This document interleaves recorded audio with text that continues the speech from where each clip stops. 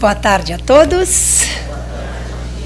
Muito obrigada a todos vocês que vieram, que estão aqui, para a gente unir as nossas energias, nossas forças, os nossos propósitos do bem, para que a gente tenha essa meia horinha de reflexão produtiva e que ela seja sempre um determinante de mudança para as nossas vidas, porque afinal a gente não vem a passeio nesse mundo e nem a essa casa espírita.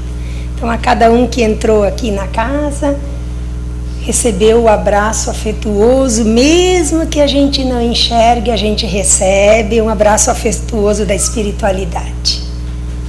Então a gente vai fazer agora a nossa prece, juntando os nossos pensamentos elevados ao alto, deixando as dores, as aflições, para que depois do refazimento, do reforço que a gente vem buscar aqui nessa casa, nós tenhamos mais força, mais coragem, mais fortaleza para o enfrentamento. Afinal, Jesus disse: bem-aventurados os aflitos, porque de Jesus recebemos o abraço consolador e confortador e encorajador para seguir a nossa vida. Então, que a luz que vem do alto agora se aloje em cada coração de cada um de quem veio aqui, engrandecendo a paz interior. Que assim seja. Hoje me foi dado para falar sobre o título Expiações Dolorosas. Eu até procurei o livro que me foi mandado, o capítulo, ali na livraria, porque pelo conteúdo do livro, eu até queria ter mostrado para vocês, mas tinha um livro e ali sumiu, tá para frente e para trás, não se sabe onde ele foi parar, não tem problema, mas o meu conselho, se vocês desejarem se aprofundar nesse livro, ele chama Superando a Ansiedade. E a gente sabe que a ansiedade é um mal que assola a nossa humanidade atual. Então, são capítulos curtinhos, mas bem instrutivos, que a casa aqui, então, através da sua livraria, pode encomendar. É um livro assim que tem títulos maravilhosos lá dentro. Superando a ansiedade, superação das aflições, o não suicídio, não desanimar-se, toda a explicação com a letra bem graudinha e a literatura bem fácil. Então, se alguém quiser depois, basta solicitar. Quando a gente diz expiações, quem vem e quem é próximo, simpatizante da doutrina espírita, a gente escuta muito a expressão mundo de provas e expiações. Não é verdade que a gente ouve muito isso? Então o meu propósito hoje é tentar clarear, mas afinal de contas, o que é esse mundo de expiações? O que é uma prova e o que é uma expiação? Para que, tenha proveito que vocês gastaram seu tempinho para vir aqui hoje, para saber, para clarear o que é expiação. Nós vamos deixar o mundo de provas e expiações e vamos entrar no mundo de regeneração. O que é isso? Então, o meu propósito hoje é tentar esclarecer em cima disso. Na doutrina espírita, a palavra, o conceito de expiação se refere ao seguinte fato: voltar para reparar, consertar, fazer de novo aquilo que não ficou bem feito. Isso é expiar. As almas que reencarnam neste planeta estão num momento de provas e expiações. Por quê? Porque no estágio que nós estamos como humanos, nós temos coisas que fizemos em outras vidas que não ficaram tão bem feitas assim. Então, esta é a realidade de todos nós, não é de um ou de outro. todos que estão nesta terra estão nesta condição. Por isso, mundo de provas e expiações. Porque está todo mundo na mesma condição, voltando para tentar se corrigir, restabelecer e fazer melhor o que ontem, sem conhecimento, a gente não fez tão bem feito. Por isso, mundo de provas e expiações. Então, esse é o ambiente que Deus nos possibilitou para que a gente voltasse para fazer um conserto das nossas condutas. Depois, se ninguém, tipo assim, se ficar dúvidas, depois você pode até me perguntar. Mas vou tentar ser bem clara para a gente aprender bem. Então, o que é a expiação? A expiação, ela está ligada, relacionada a um dos grandes pilares da doutrina espírita, que é a lei divina chamada lei de causa e efeito, lei de ação e reação. O que eu faço, eu colho.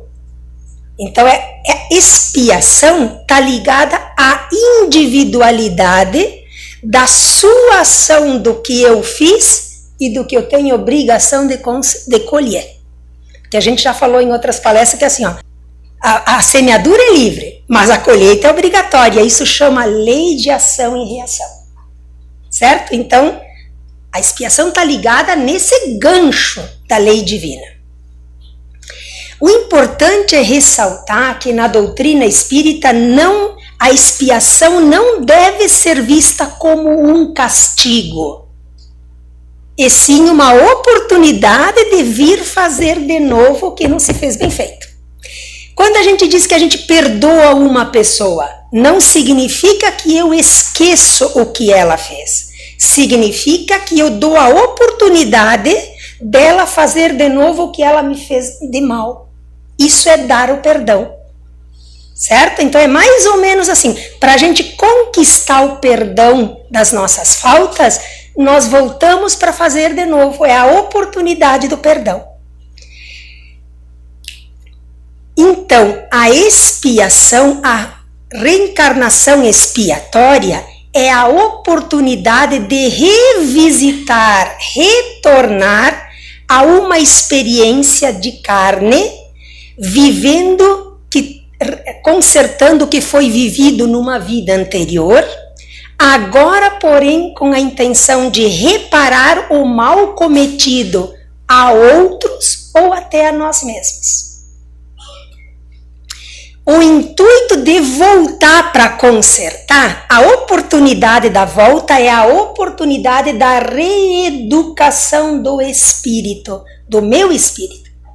Então, se eu volto, eu me arrependo, eu quero consertar, eu estou educando o meu espírito. Educar o espírito significa construir a elevação moral e espiritual. Certo? Tá indo bem claro? Então, vamos continuar. A expiação, eu falei antes, mundo de provas e expiações. A expiação difere, não é a mesma coisa que provas. Eu vou falar um pouco de expiação, um pouco de provas hoje, e depois eu vou ter que entrar no texto que eles me mandaram para que eu pudesse falar, que chama assim, como eu me comporto quando estou vivendo uma expiação.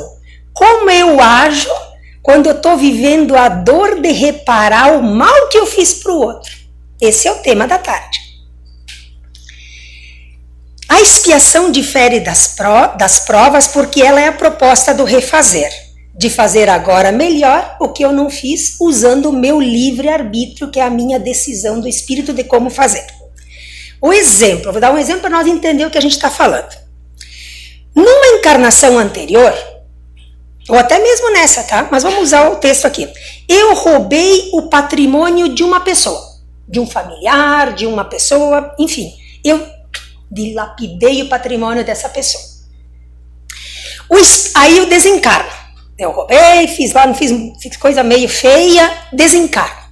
Vou para o mundo espiritual e no decorrer do tempo, porque a gente fica numa coisa chamada erraticidade, que é quando a gente não está aqui, a gente está no mundo espiritual chamado erraticidade. decorrer desse tempo que eu estou na erraticidade, eu começo a rever os meus atos.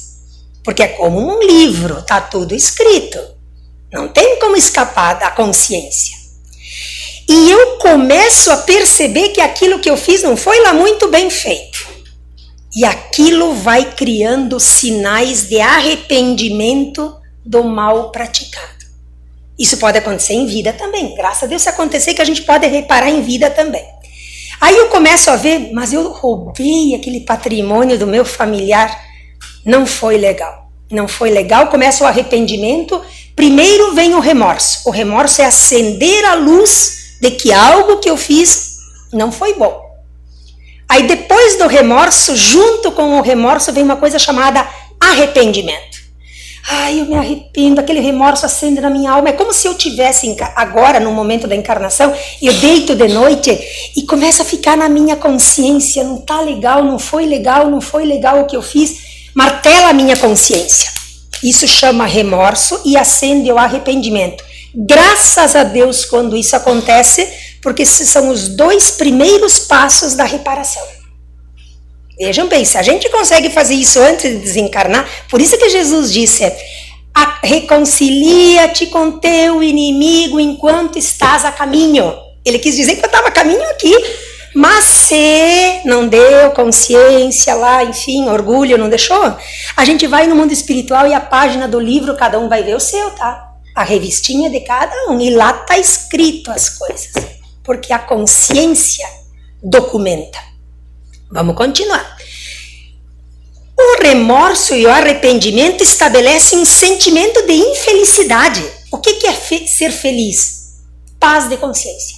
O resto, coisas materiais, esquece. Quem tem paz, tem felicidade. Quem não tem, tem infelicidade. Quem se liga só na matéria, nas coisas materiais, apego, egoísmo, as coisas, né?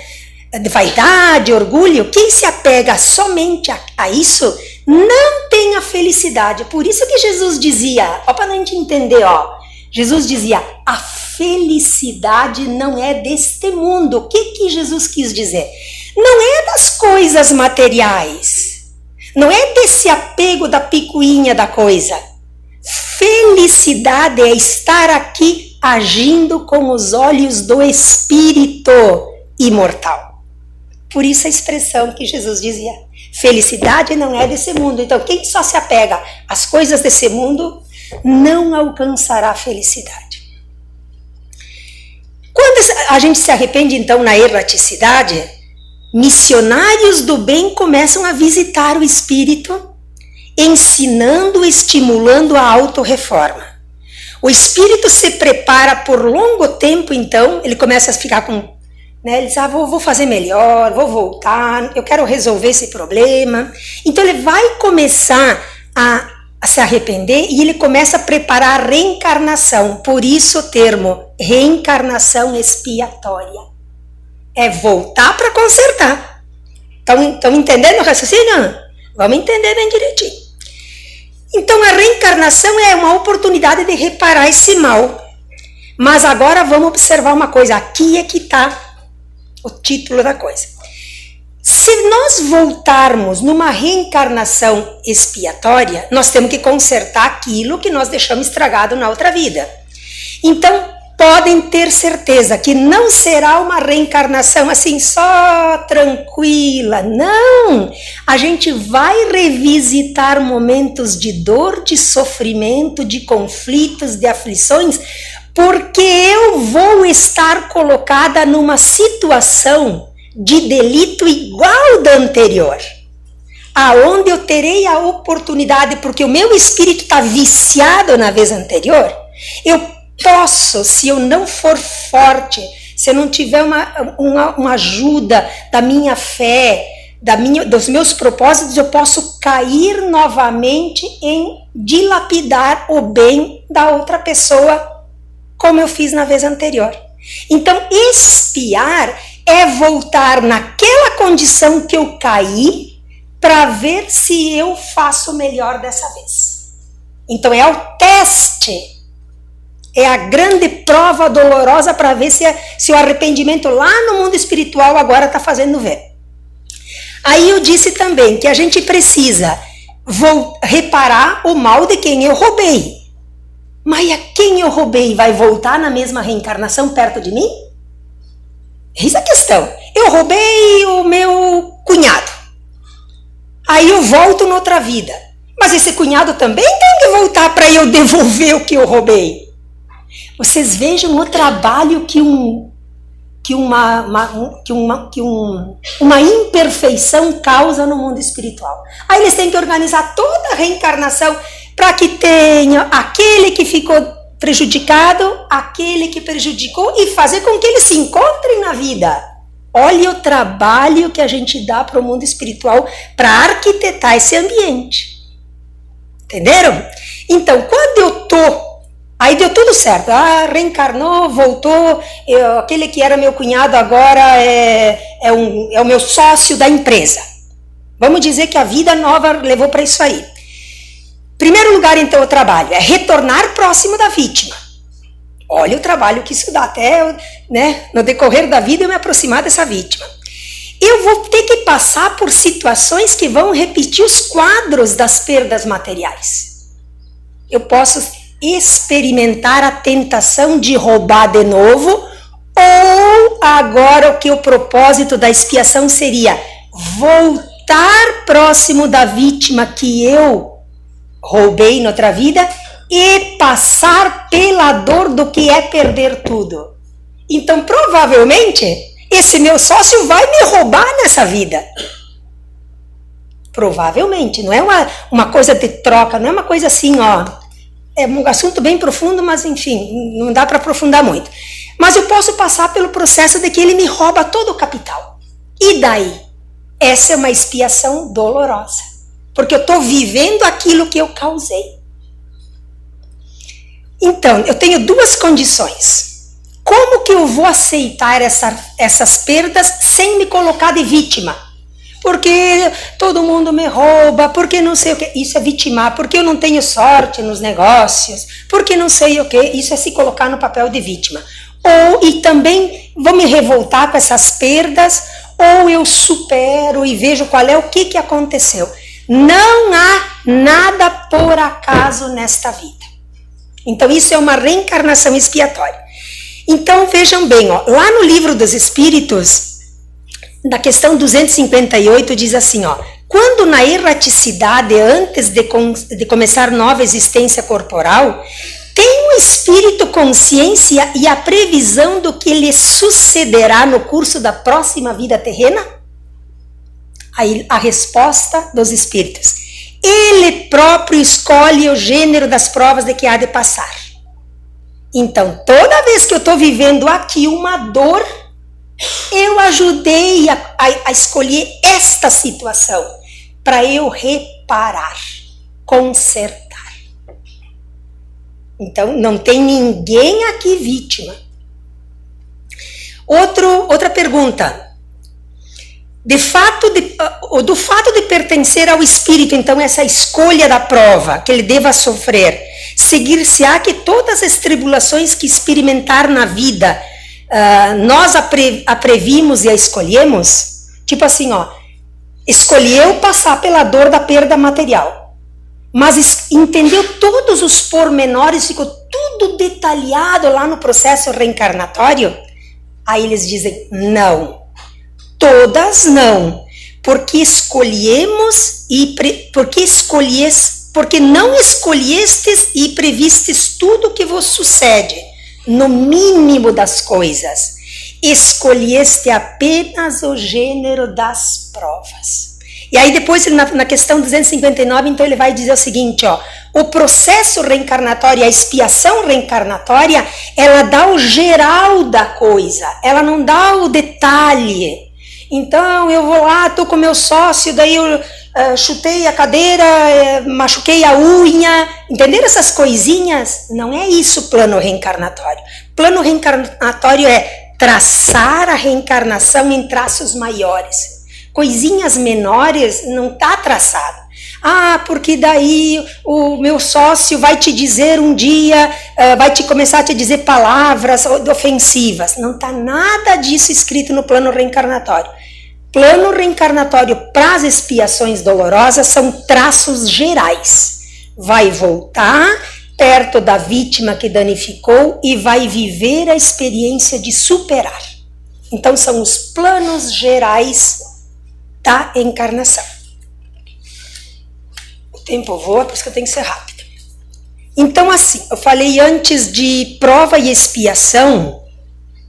Então só para não ficar no vazio, eu vou ser rápida aqui para dizer o seguinte, eu falei mundo de provas e expiações. Até agora eu falei o que é expiação. Agora eu vou rapidamente falar o que é prova. Passou então, veio nessa outra encarnação expiatória, ficou legal, passou, superou, perdeu todo o patrimônio, não se desanimou, recomeçou de novo. Então ele passa por essa vida superando já aquele débito que ele tinha feito anterior, porque enfim ele viveu uma situação que ele não se revoltou. Aí ele vai para uma nova vida depois, ele vai para o mundo espiritual de novo e ele tem que voltar novamente depois. Ele vai passar novamente, então, por situações semelhantes, para ver se ele aprendeu mesmo bem como se comportar nas dores. Então, já não é mais expiação que é devolver os bens, é estar na situação delituosa e não cair mais. Então, isto é uma prova. A prova é uma nova prova daquilo que eu suponho ter consertado. Aí vem para outra vida mesmo para ver se consertou. Então vocês vejam quantas encarnações são necessárias para consertar delitos. Por isso que Jesus disse, te reconcilia com o teu inimigo enquanto tu está aqui. Tu vai ganhar tempo. É isso que Jesus quis dizer. Vamos lá. Agora, a realidade da vivência dessas expiações. Este é o tema do livro. Esse livro que ele ensina como é que eu me comporto então quando estou em processo de dor. Quando eu estou vivendo uma dor, estou tendo desavenças, perdi todo o meu patrimônio, estou vivenciando desordem familiar, enfim. Quando se vive uma dor da expiação, como é que eu me comporto? Esse é o tema do livro. Aí ele diz assim, muitas vezes, diante dos obstáculos naturais de qualquer criatura, ao invés de buscar Jesus para refazer as forças tão necessárias à sua superação, optas por te abrigar na condição de vítima constante, totalmente infrutífera. Então, o que nesse livro está dizendo? Olha, se tu está numa situação de dor, não adianta lamúria, não adianta se lamentar e achar que é vítima, está tudo, não vai levar a nada. Essa é a postura do cristão. É como o que eu tenho que aprender com a minha dor e não gastar a minha energia com churumelas. O Emmanuel diz isso em todas as literaturas dele. Não me venha com palavras dele. Não me venha com churumelas. Ergue-te e trabalha. Esforça e conserta. É de tua missão, é de tua tarefa. Então esse é o questionamento. Como eu me comporto diante da dor? Então para nós que vivemos dores e aflições, nos perguntemos como eu me comporto diante da dor. Aí olha só o que ela diz aqui, ó. Julgas que é o que mais sofre? E mesmo sem dispensar o menor esforço, alegas já ter feito tudo que estava ao seu alcance? Essa é a pergunta. Tá reclamando, tu já fez tudo que está a teu alcance? Tu é o que sofre mais, é o mais desafortunado desse mundo? Perguntas para a gente pensar. Por acaso, em alguns desses momentos, pensaste naqueles que atravessam períodos de expiações verdadeiramente dolorosas? Será que a minha dor é a mais pesada de todos que eu conheço? E quem vive coisas piores? Procurastes lembrar dos que são tolhidos pela paralisia cerebral? Lembrar de quem tem mais dor do que a minha? Quem tem menos recursos para se exteriorizar? Quando eles dependem da comiseração dos familiares ou da comiseração alheia, porque muitas vezes não são nem bem recebidos nos próprios lares? Já recordaste do que estão mergulhados nas graves restrições sociais, portando uma idiotia, pessoas que têm problemas mentais? Tu já te colocou no lugar daqueles ali? E os que se encontram sem ter quem os guie, obrigados às trevas da cegueira. Veio todo mundo caminhando aqui, ó, tudo com as perninhas boas, tudo ouvindo, tudo olhando, tudo falando. Se colocaram no lugar de quem não ouve. Vocês já imaginaram não ouvir? Não enxergar? Não falar? Se coloquemos no lugar de quem sofre, será que a minha dor é a maior de todas? Olha tudo que ela está dizendo, eu só estou lendo, tá? Acho que isso que era para mim. É bem assim. Olha, eu estou desconfiada, olha, todos os temas que vêm para mim vêm desse jeito. Eu estou precisando me remediar. É melhor eu fazer isso enquanto eu estou aqui. Vamos lá. Os que se encontram, tá muito bem. Pensas que se encontra imerso no silêncio imposto pela surdez, enfim, falei nisso aí. Estou indo ligeiro porque o tempo me corre aqui. Os que não têm um lar para retornar no final do dia. Vocês já se colocaram no lugar de quem não tem um lar? Olha agora a chuva. Te coloca tu lá na rua chovendo e apanhando chuva. A gente se molha um pouquinho e já parece que vai derreter. A minha sogra dizia assim, parece que é de açúcar. Tomou uma chuva, já está reclamando. Entendeu? Se colocaram no lugar.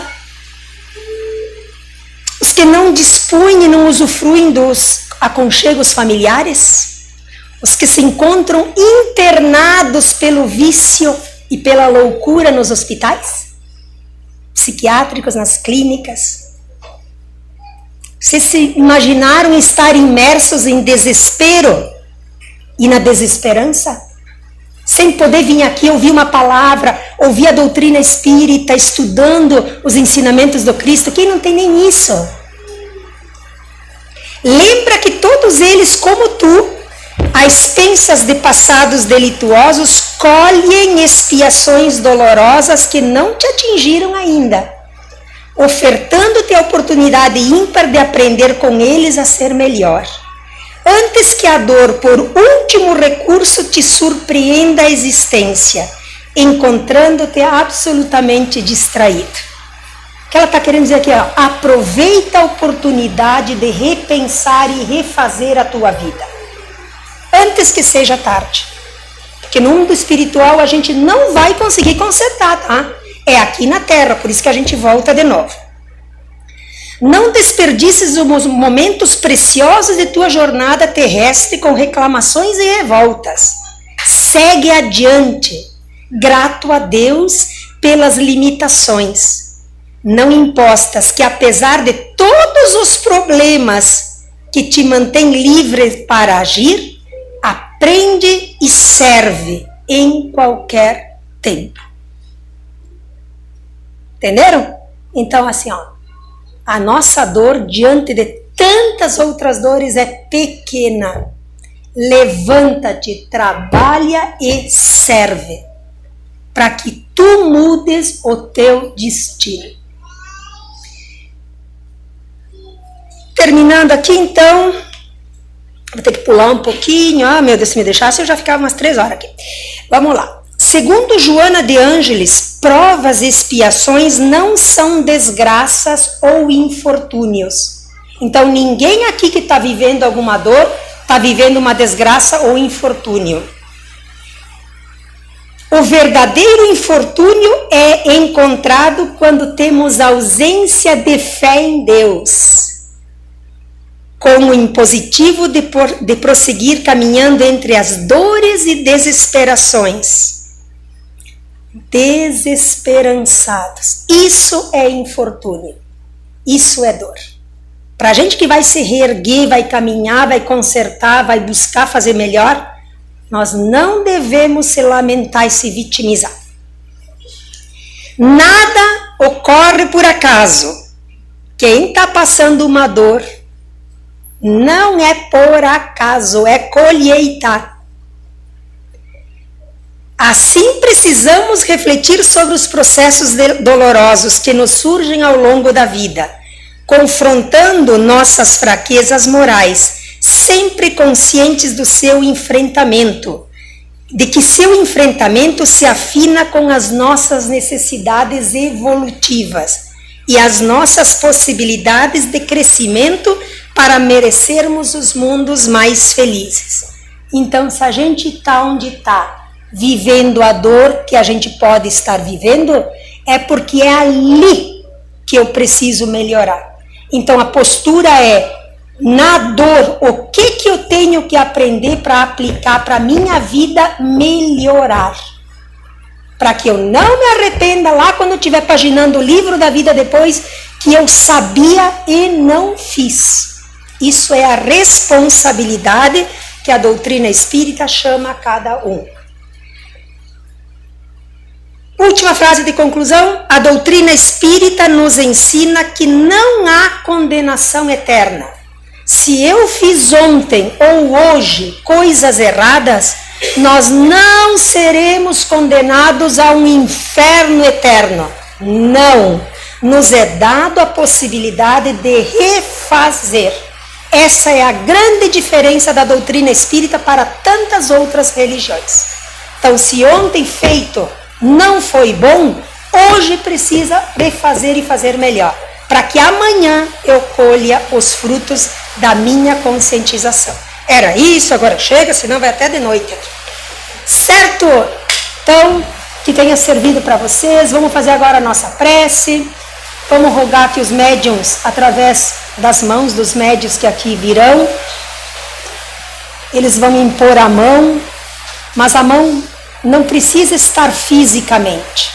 Imaginemos agora a mão do alto de benfeitores de equipes grandiosas que estão aqui na casa, nesse momento, impondo sobre o nosso coração,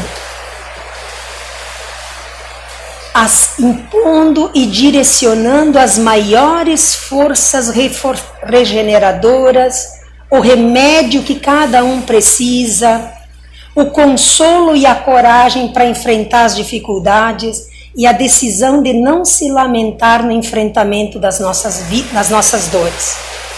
Que a luz que hoje aqui paira nesta casa vos acompanhe a mim também no decorrer dessa semana, e que ela seja um guia para que os meus caminhos sejam caminhos melhores para mim e para quem está próximo.